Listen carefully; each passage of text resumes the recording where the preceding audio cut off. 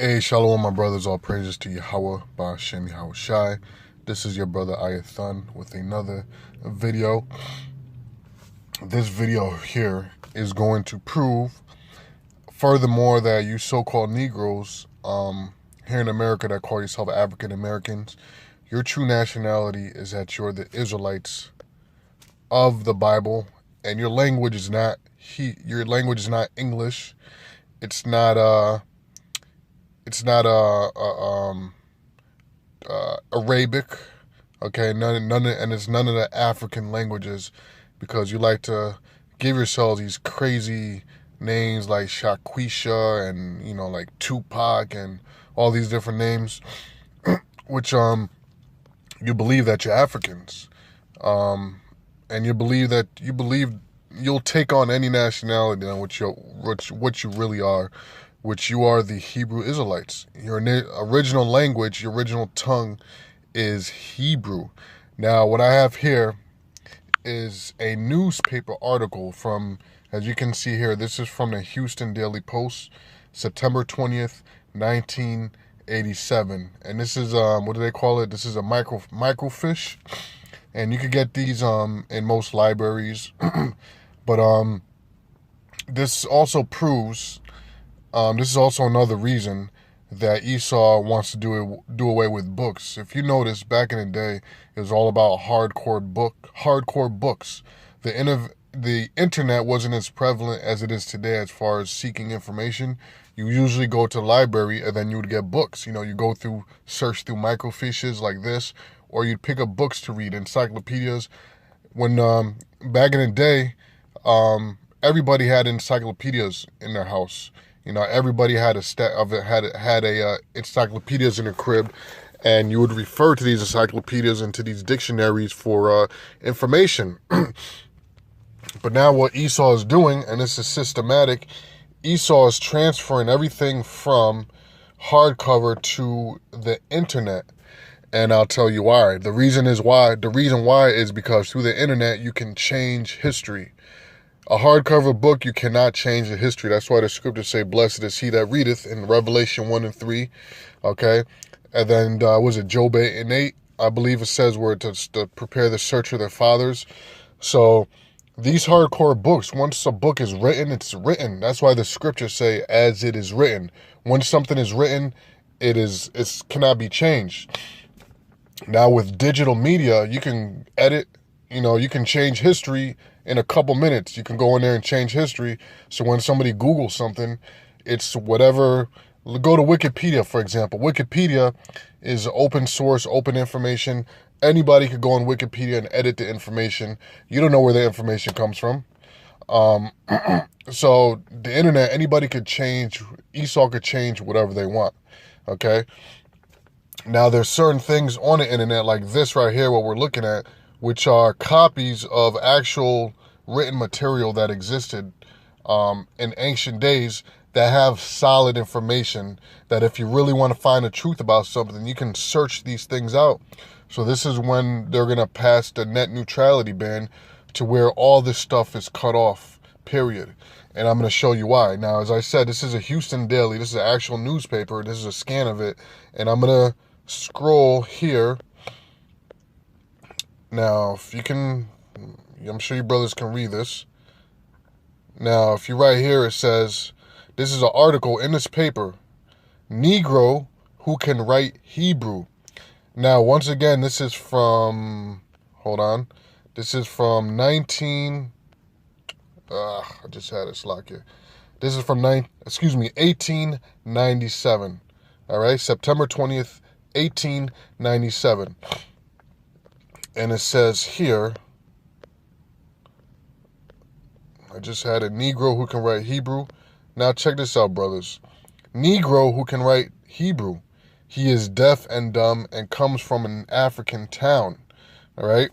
Which we all know that Jake fled to West Africa pursuant to Revelation, was it the 12th chapter? And then, certain history books you read, we always bring out from Babylon and Timbuktu, where explicitly states that the Hebrews, the Negroes, during the Roman persecution, they fled from 70 AD. They fled from Jerusalem, and from Roman rule, and they fled into West Africa. Okay, so this is where this deception that we're Africans came from, because that's when the Ham sold us, and you can read about this in the scriptures. What is it in Joel? Okay, when Ham sold us to Esau, we were living in West Africa. So this is why it says he is deaf and dumb, comes from an African town, because that's where the slaves came from. Now, this is in Hartford, Connecticut, as you can see here. Hartford, Connecticut, September 19th. A young African Negro has been in the city for the last few days who claims to be a Hebrew. He is deaf and dumb and as black as an ace of spades. Now, when you read that, I know immediately a scripture comes to mind. And I want to know if any of you brothers, a scripture sparked in your mind, but this is Lamentations. Lamentations 4:7, referring to our own people, to Jake. Her Nazarites were purer than snow. They were whiter than milk. They were more ruddy in body than rubies. Their polishing was as sapphire. Verse 8, the visage is blacker than a coal. All right? The visage is blacker than a coal.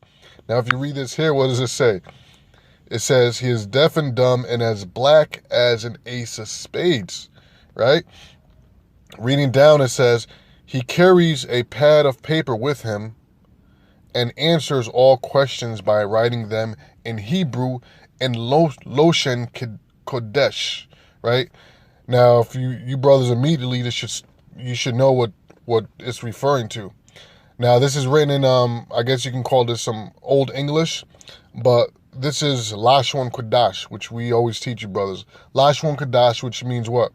The pure tongue, or you can say the holy tongue, or you can also say pure or holy language, okay? But it literally means the holy tongue, Lashon Kodash, okay?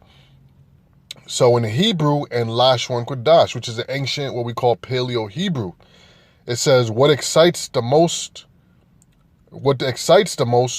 wonder is that he writes Lashon Kodash very rapidly. Why? Because he's an Israelite. Okay, from West Africa, and Israelite, probably from Fort Judah. Now, you brothers know, you can go, this is very well-known history. Let me go here. In West Africa, right here, you had different forts. Now, this is the kingdom of Judah, which really stands for Judah, or YAHAWAH, right? The kingdom of YAHAWAH was a kingdom on the coast of West Africa, in the boundaries of the modern nation of Benin. So these people from Benin and from this area of West Africa, they're from what? The kingdom of Judah, okay? So this is most likely where this guy came from, but this is just further proof. You just got to put the pieces together, man, okay? That we are the Israelites. Now, going back to the article, let's read further. Okay. It says, he writes very rapidly.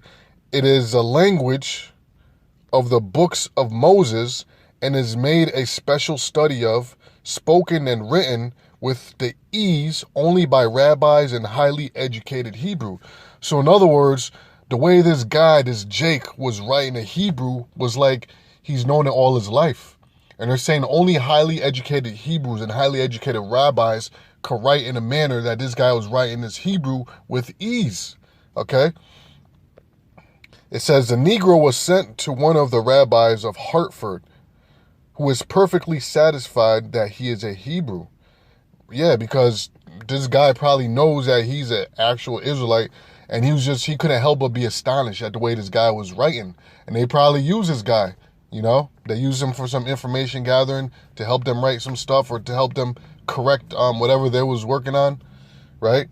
It says, a Negro was sent to one of the rabbis of Hartford who is perfectly satisfied that he is a Hebrew. He says that he came from a large town in Africa. We just showed you the kingdom of YAHAWAH. A large town in Africa where there is a tribe of about 20,000 black Hebrews who speak Lashon Kodash and are quite prosperous. In other words, we was doing our thing over there in West Africa. You know, Jake was doing a thing over there. They had a thriving community. You know, they was practicing. Well, they were practicing the customs 100%, but at least they knew who they were and they had the language. Okay. But as the scriptures say, man, in the curses in Deuteronomy the 28th chapter, the Lord said that He was going to send ships from America to West Africa, and to send us over here to an enemy with a stuttering tongue and a language that we would not understand, which are these crackers, right? And from then on, the curses heavily fell upon us, and we totally, going back to Jeremiah, was it 17:4? We totally fell off from our heritage. To where today you tell a Negro he's a Hebrew, and that his original tongue is Hebrew, and he's gonna look at you like you got 10 heads, you know.